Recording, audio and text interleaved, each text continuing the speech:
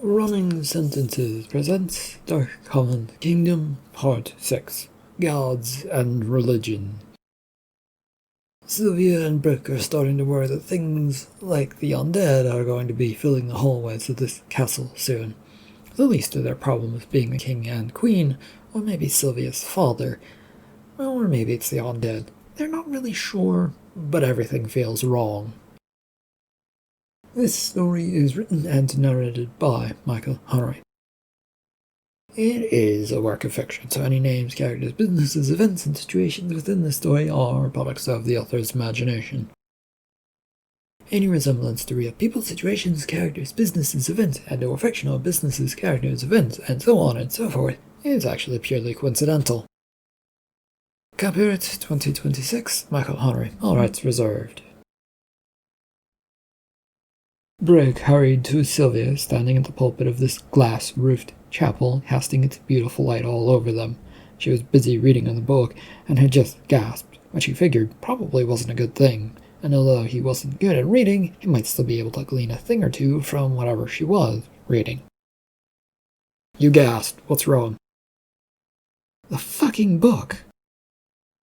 That doesn't answer what I asked. It talks about the coming plague of creatures once a certain spell is set off. What spell? He asked, slightly annoyed at really not getting an answer. If I'm reading this correctly, then the one that the king and queen cast to resurrect themselves? It does say that it could be several different spells, but that is the one the most effective for setting it off. It needs to grab the body of a child as well. Well, that doesn't add up. She looked up surprised and quizzically at him for more information. If we were to have a kid, I mean, it would take a long time unless they have some sort of magic to speed things up and along. The entity that is magic said that the spell that they've cast only lasts for so long, right? It will probably expire before anything can happen. So then what spell should we be worried about if it isn't this one? She asked him. I have no idea on that front, Sylvia. Probably should worry. We got shitty sword fighting training from a guy who didn't really train us, and things aren't exactly lining up exactly as we think they would. You mean the puzzle pieces aren't fitting together? He nodded along and also cast a glance around to see if there was anyone in here aside from them. It didn't seem likely. The dead body could hide here, maybe. Yeah, that one. Or that idiom, whatever it is. I think, yeah, that thing. Yeah, as you said. I think that's the saying I wanted. Anyway, though, we have a lot to worry about if the undead are walking about. You think I should keep reading? She asked him. Find out all you can from it, and if there is any more to it, if there is any more to read. But let's not stay here too long. I guess, the story in the book is true. What book is this, by the way? It doesn't sound religious at all, Sylvia. The Right and Good Prophecies of the Dead of the World. He had to scratch the back of his head at that title, which he did. It sounded so out there, and it couldn't be religious in his mind. Not really knowing religion or the gods around here, or anywhere for that matter, though. So, not knowing also meant it could possibly belong to religion. It seemed far-fetched, but everything did these days. Well, that title tells us nothing, really. I have heard of it, though. Never seen it before now, but I know it's a widely circulated book, she said. Which means lots of people probably believe it to be true, and it might not be, but it might be, Brick replied, still scratching his head in frustration. A knock on the door behind them made them both spin to see who was there. It was a door off to the side that had been left open, and there stood a female figure, bony and tired-looking, that strolled in. Oh, well, what are you two up to? Your Highness Queen Mitra? Brick questioned upon seeing her bony figure. I did not ask for a polite hello, Mr. Brick. I asked you what you're up to. We're learning what we can about the kingdom, so that we can serve you well, Queen, Sylvia offered. Dressed in an all-black gown that went all the way to the ground and dragged along it, heavy white accents all over it, as she stepped in, and sort of floated along towards them, rapidly approaching, and then stopping a good few feet short. "You will learn nothing from that book," the Queen told her. "And why is that?" Sylvia asked. "Because our country, this country, your new country, does not follow that book." "Then why do you have it?" Sylvia asked. "I can only guess that it is a remnant left over from the old priest who liked to know prophecies, even though they rarely come true." The Queen was saying this with a rather bored expression on her face and looking at her fingernails, which didn't look right. And feeling rather bold and brave, Brick pointed at that. "This says we're all in mortal danger because of you, though." "Yes, I've no doubt that it says a lot of things. It is a book of lies and hopes, neither of which are needed right now." "Then what is needed?" Sylvia asked. "For you two to follow me, of course." "Oh, great. Where are we going now?" "To the chambers of the priest. They are just over there. We need you to get married, after all." With her continued silky smooth movement, the Queen moved past the pulpit towards another door near the back, this one on the right side, where the one she'd come from had been on the left. Brick felt himself freezing up mentally and physically as a cold breeze followed this Queen past him. As she walked right past him, it felt really uncomfortable. Sylvia, though, she easily moved after the woman, this new book tucked under her arm. "Your Highness, I don't understand your goals here," Brick said. "You do, but you're trying to delay them for as long as you can. I assume you think that this spell will run out of power if you do that? It won't. But I guess it's a good idea to try things if you think you can get away with them. Now come." The priest's chambers were actually quite spacious as they walked in. Lots of room to move about, and some stained glass on the roof once more, like the chapel, and there was a desk in the middle of the stone floor. Sat at it were a bunch of bones in a robe, stained red and black. "Well, we cannot get married from a dead man, mistress," Sylvia said. "Well spotted, dear. No, you cannot do that. But the dead do have a habit of rising again."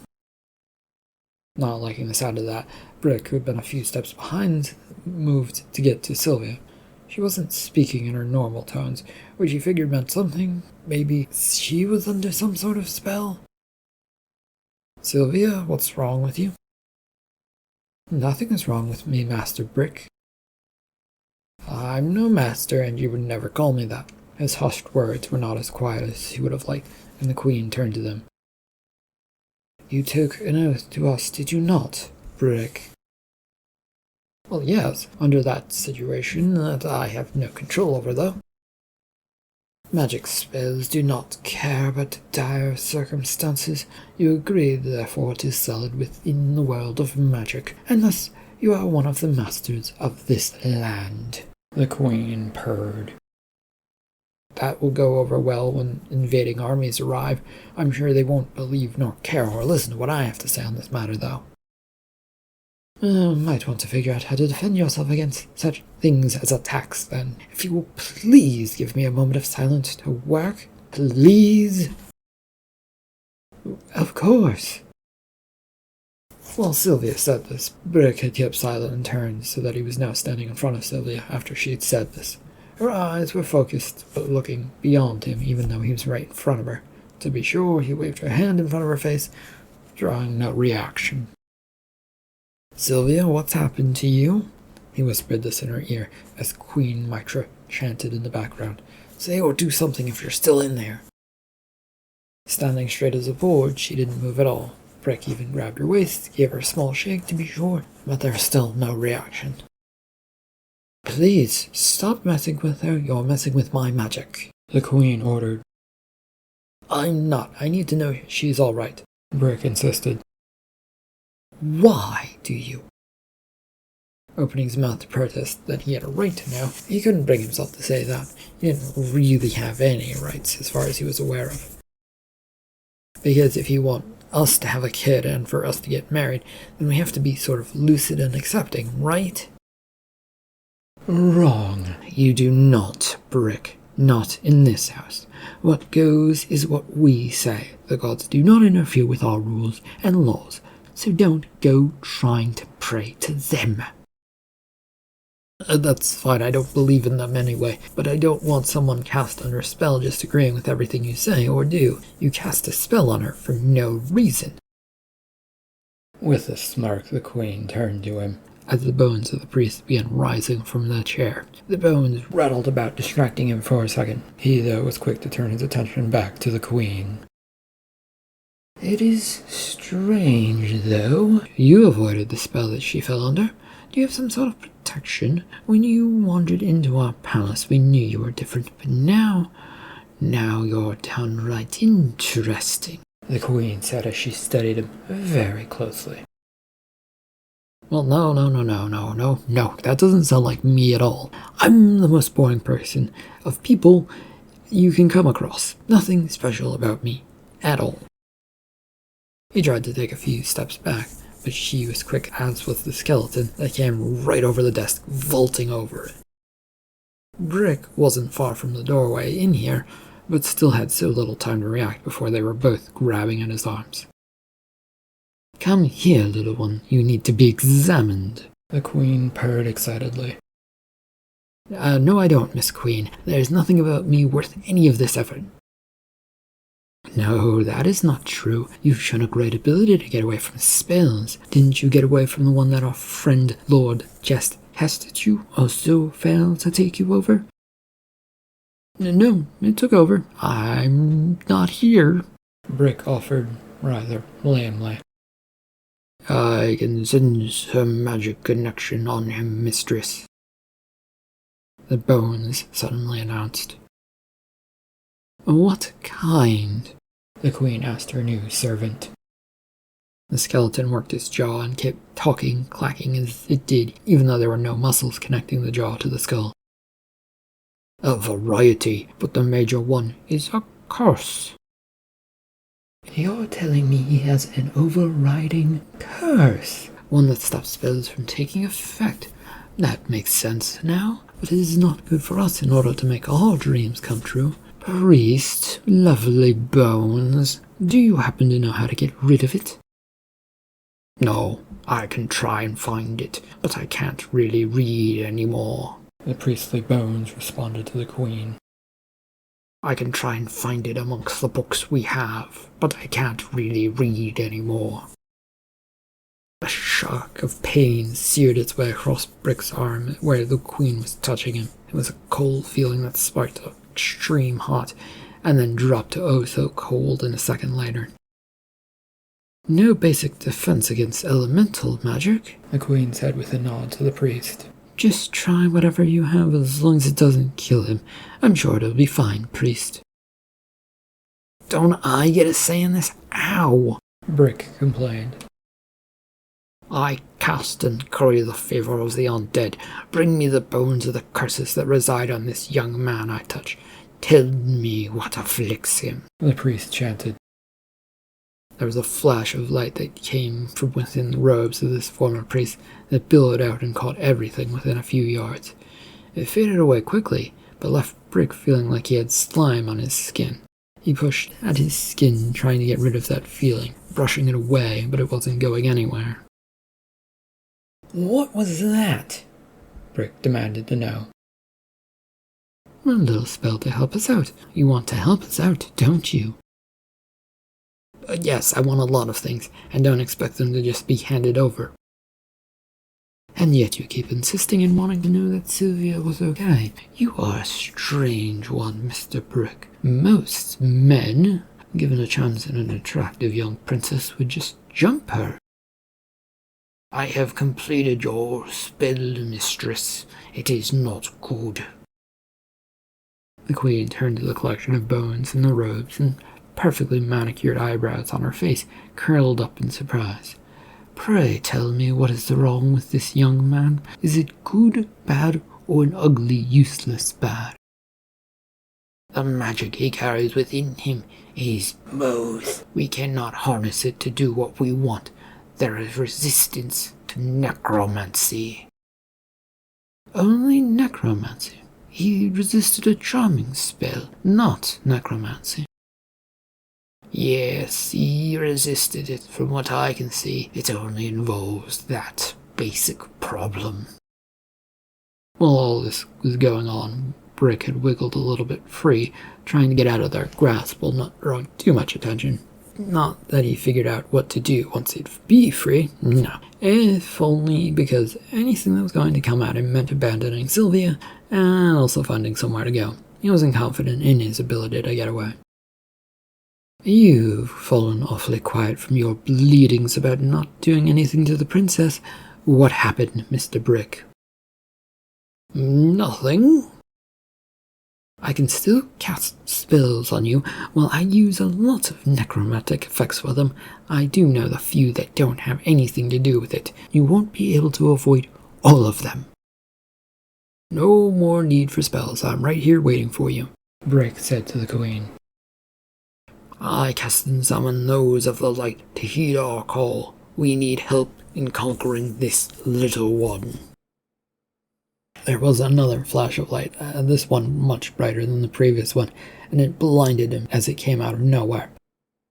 On instinct, his hands reached out for something to grab a hold, but since he couldn't really move his arms that much, he found nothing.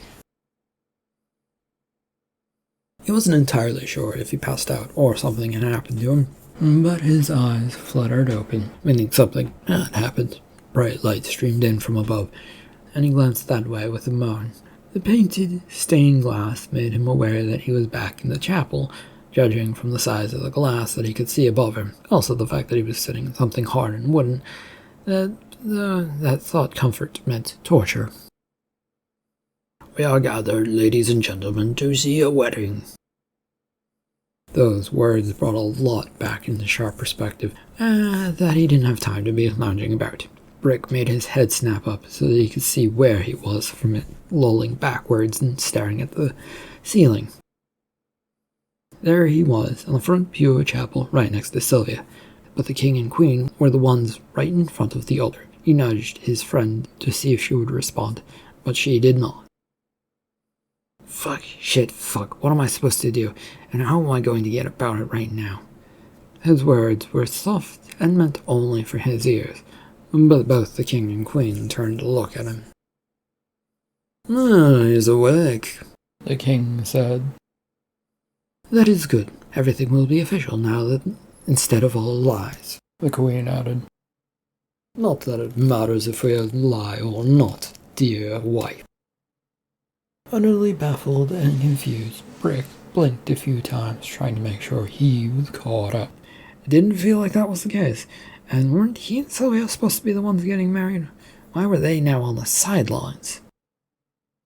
You're right, but to be safe and to be on the good graces of magic, and it's good to have these sort of details crossed off our lists, the queen pronounced.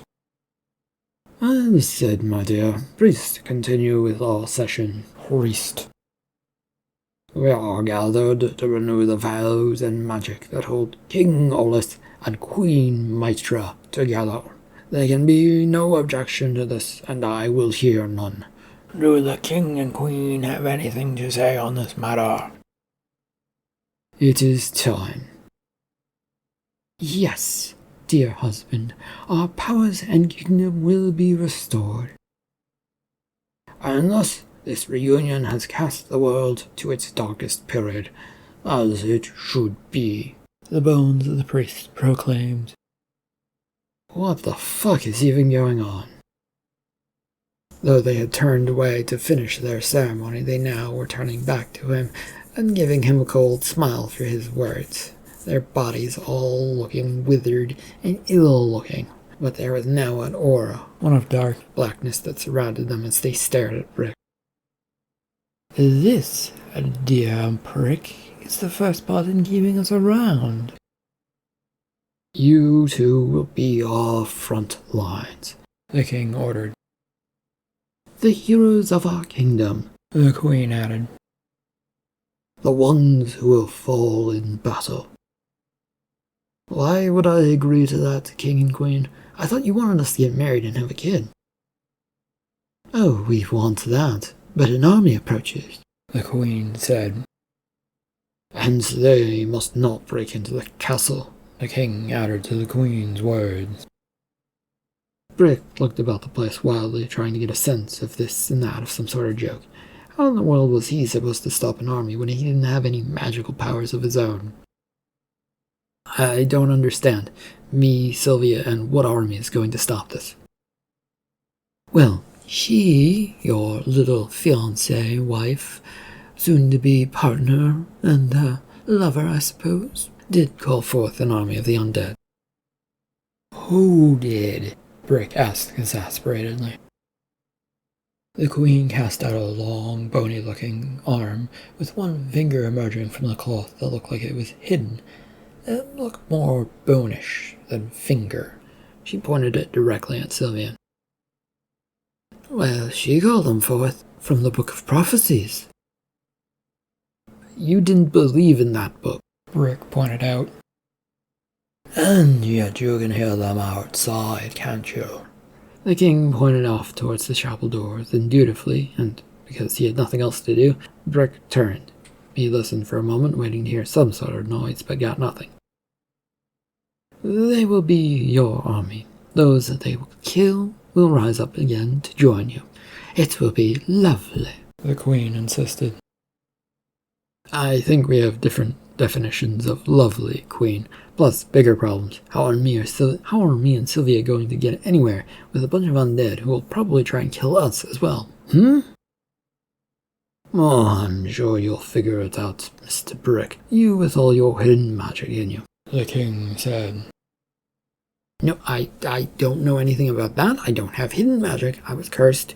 Your wife can, and that sack of bones in a robe can tell you as much. I resent being called that. Brick looked over at the priest with raised eyebrows. It was very odd to hear collections of bones have an opinion on a matter. The fact that it had some sort of consciousness, ability to feel emotions, and the general ability to talk was fucking weird. And it really wasn't making any sense, even with magic, to Brick's mind. No one cares about a bunch of bricks that will soon fall apart in their opinions, Brick said in retort to the priest. Mistress, will you really let this man speak to me like this? Oh, I don't really care. We need to get to other things. Sylvia, please stand up. Princess rose from her seat rigidly and staring straight ahead.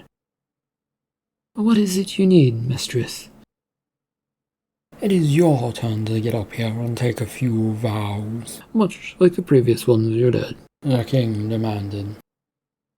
What other vows? Please explain what's going on to me, because I am a part of this, and I deserve to at least know a little bit of what's going to happen to me, Brick demanded.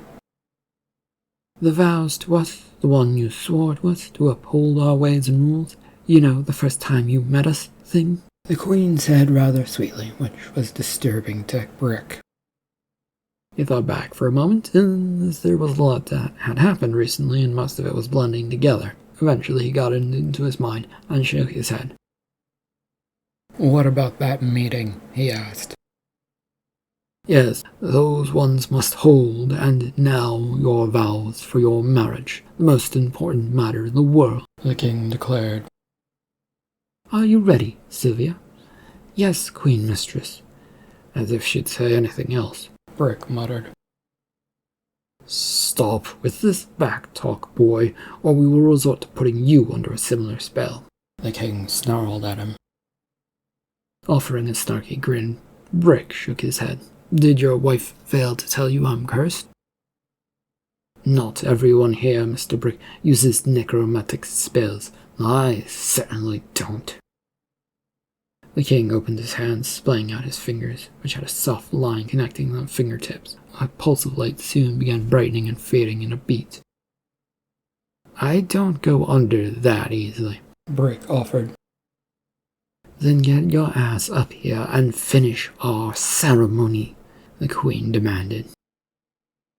If you release Sylvia first. She agreed to do this, and there's no reason to hold her consciousness hostage.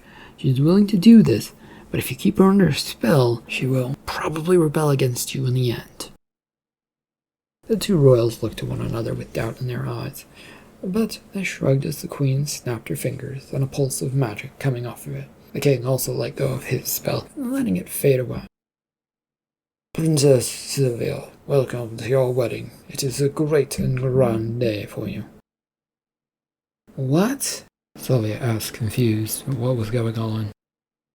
Brick stood up. You were under a spell that made you do whatever they wanted. We needed to make sure that you would commit to your duties, dear, the queen said sweetly.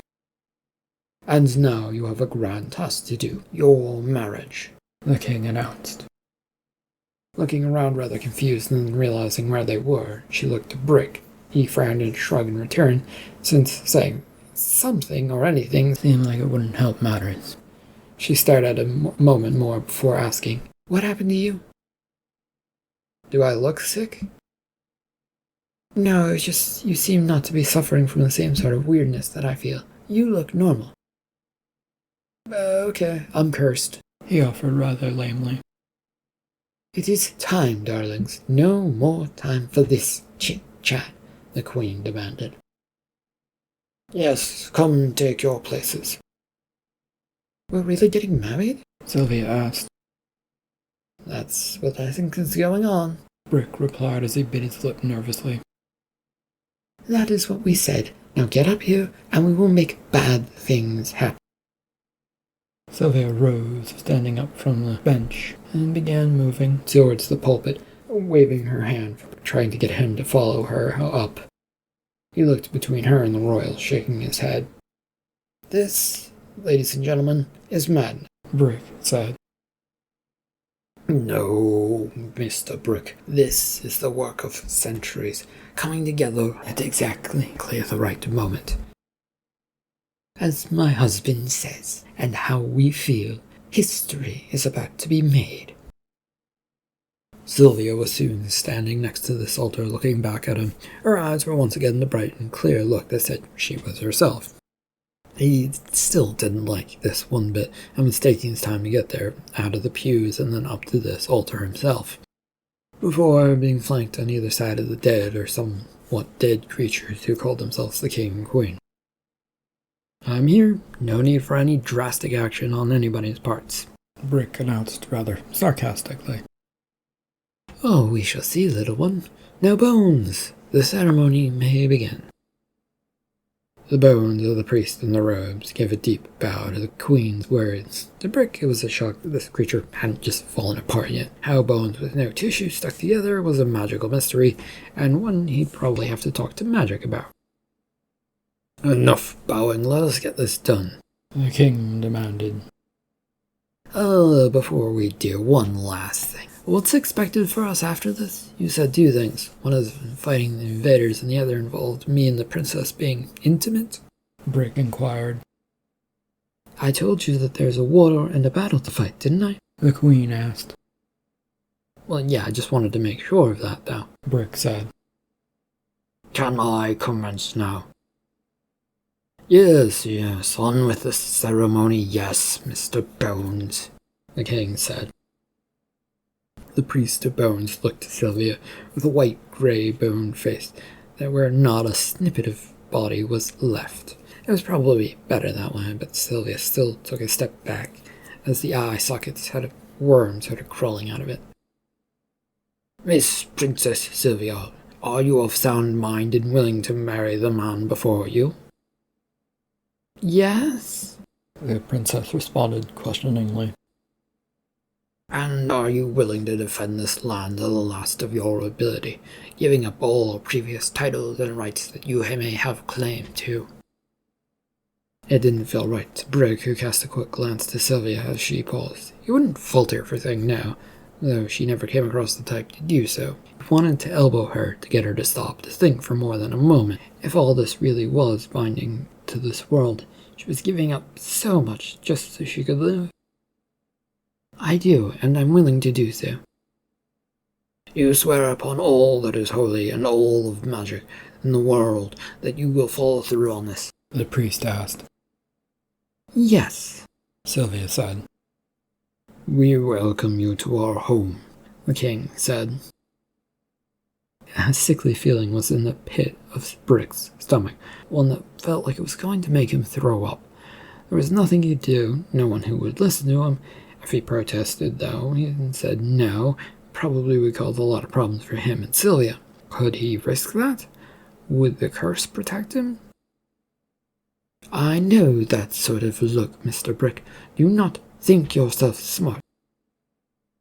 That's the one thing I've never thought of myself as, and it would be smart, Queen Mitra.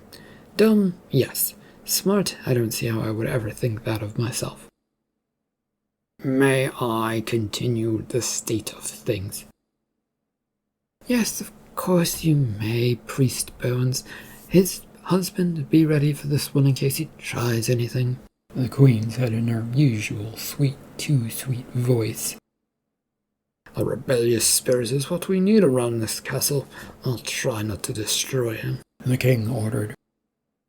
Hey, I don't need a spell cast on me for me doing nothing but thinking, Brick protested. You were thinking, though.